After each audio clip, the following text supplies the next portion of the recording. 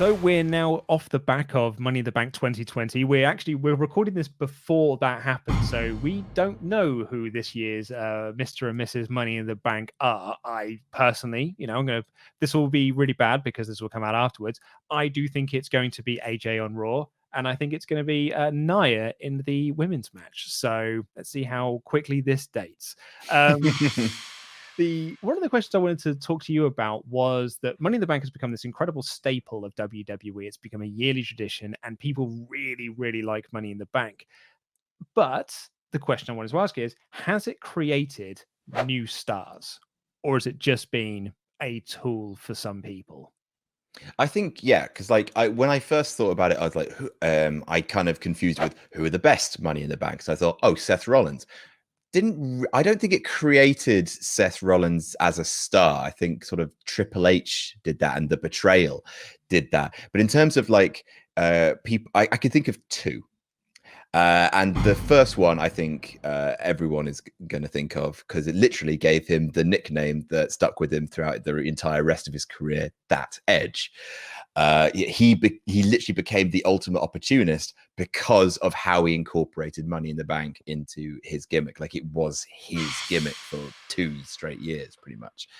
It's got to be Edge as the first one, because he sort of, in 2005, he just started to turn heel, and he was feuding with Chris Benoit, and he had been in the Chamber match that year, so he was definitely on the way up.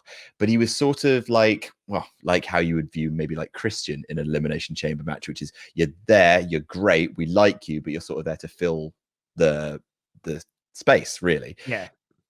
Whereas with Money in the Bank, that is what made him a champion, and the way he did it was so perfect for his character that it gave him not only something to gloat about, but it defined when something gives you an extra aspect of your character, then that is something truly special.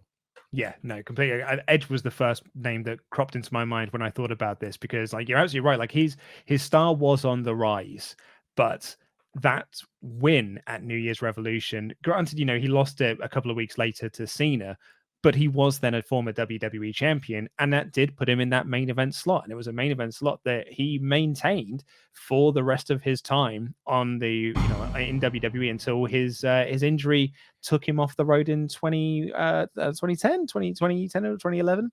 2010, yeah. Yeah. So, 2011. 2011. Damn it.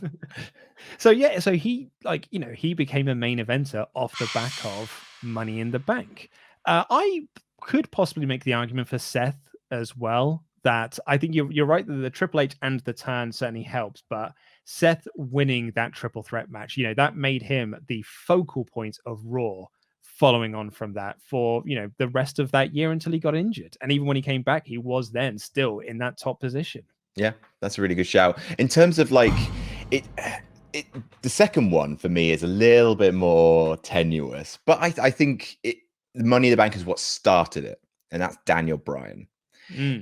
Money in the Bank led to World Heavyweight Championship and heel turn, which led to WrestleMania 28, which led to the yes chant. That yes chant already started, which led to the no chant, which led to even more of the yes chant, which led to Daniel Bryan as that main event supersonic star. For Mania 30. Do you remember that period of time when WWE hated the fact that Daniel Bryan had got the yes chant over? So they just wanted the chant to be over and not him, so just started giving it to everyone else but Daniel Bryan, like the Big Show. The Big Show.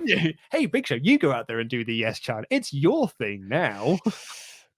Oh, still boils my kidneys. That Survivor Series was so dumb. Oh my god!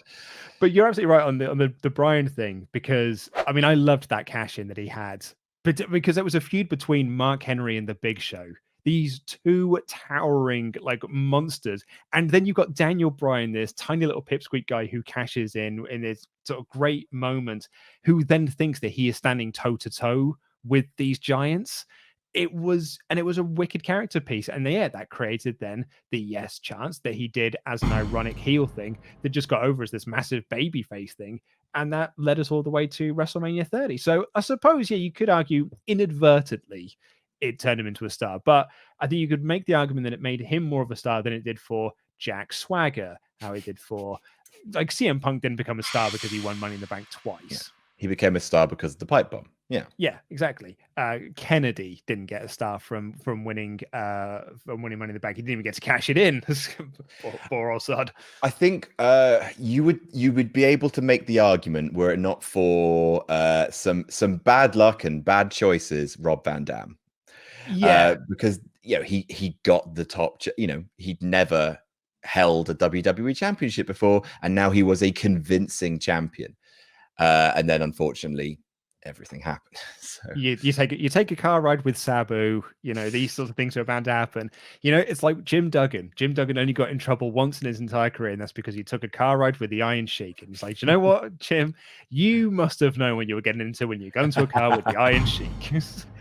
I just like trying to think of like other people. Like, you could maybe argue the Miz, but it's like Miz didn't really feel like a star until Hollywood A-lister, or until like that promo with Daniel Bryan on Talking Smack. Like, those are the moments when you talk about the rise of the Miz into this legitimate respected force. Like, it was incongruous and uncanny that he was in the WrestleMania main event. So I guess you couldn't say it made him a star then.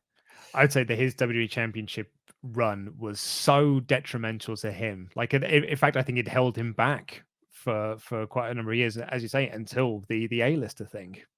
I think, I mean, you could maybe argue that Dean Ambrose was rejuvenated by it, cashing in on one night, because you see it occasionally happen, like, especially if you win it and then cash it in, like, it gives you a sudden career explosion. Like, it happened with Bayley. Everyone got real bored of Bayley, but on Money in the Bank, she won it, cashed it in the same night, huge ovation, and then eventually, it petered off again. But you could say it kind of it sort of gives you a boost of adrenaline. Like, Dean Ambrose had already kind of like, he'd main evented pay-per-views by that point, so he was already a star. But it gave him that lot. He was the Shield member who, now every member of the Shield had a WWE championship. He was the final missing piece of the puzzle. But looking back on it, it hasn't actually made that many stars. Oh dear. Oh no.